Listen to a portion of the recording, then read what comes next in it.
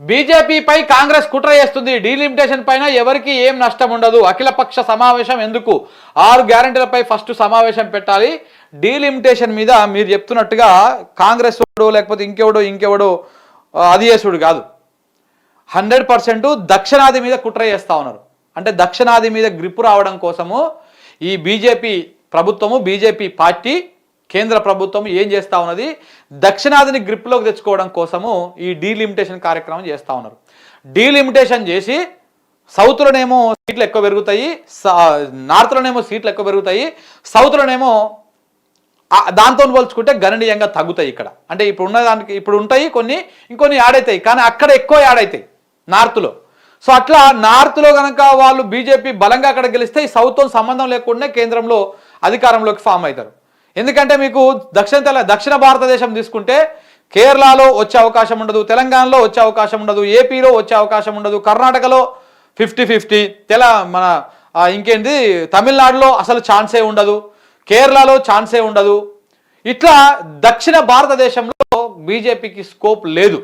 కాబట్టి ఏం చేయాలి, మనము గెలవని చోట తక్కువ సీట్లు పెంచాలి, ఎంపీ సీట్లని తక్కువ పెంచాలి. డీలిమిటేషన్లో భాగంగా మనం గెలిచే స్థానాలలో బీహార్ గెలుస్తాము, మధ్యప్రదేశ్ గెలుస్తాము, యూపీ గెలుస్తాము, రాజస్థాన్ గెలుస్తాము. ఇట్లా ఉత్తరప్రదేశ్ పెద్ద రాష్ట్రమైనటువంటి అక్కడ బీజేపీ గెలిచే అవకాశం ఉంటుంది. కాబట్టి అతిపెద్ద రాష్ట్రాలైనటువంటి ఉత్తర తెలంగాణ రాష్ట్రాలల్లో డీలిమిటేషన్ చేసి ఎంపీ సీట్లను గణనీయంగా పెంచుకోవాలి. ఇక్కడ ఉన్న వాటికి కొద్ది కొబ్బో యాడ్ చేసి యావరేజ్గా పెంచాలి. ఇక్కడ జరుగుతున్నటువంటి వ్యవహారం ఇది. జనాభా ప్రాతిపదికన తీసుకుంటే అప్పుడేమో బీహారు, యూపీలో జనాభా విపరీతంగా పెరిగిపోయింది. మన దగ్గరనేమో 1 or none అని ఇద్దరు ముద్దు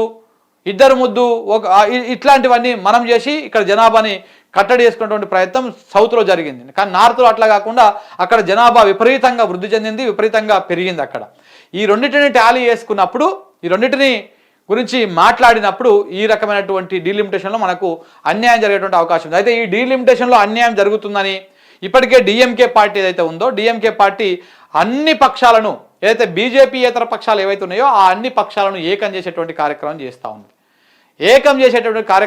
ఉన్నది. అందరితోటి ఒక జేఏసీ ఏర్పాటు చేసింది. ఇప్పటికే ఆ జేఏసీ రీసెంట్గా ఇంకా రానున్న రోజులలో ఒక భారీ బహిరంగ మీటింగ్ పెట్టేటువంటి అవకాశం కనపడతా ఉంది.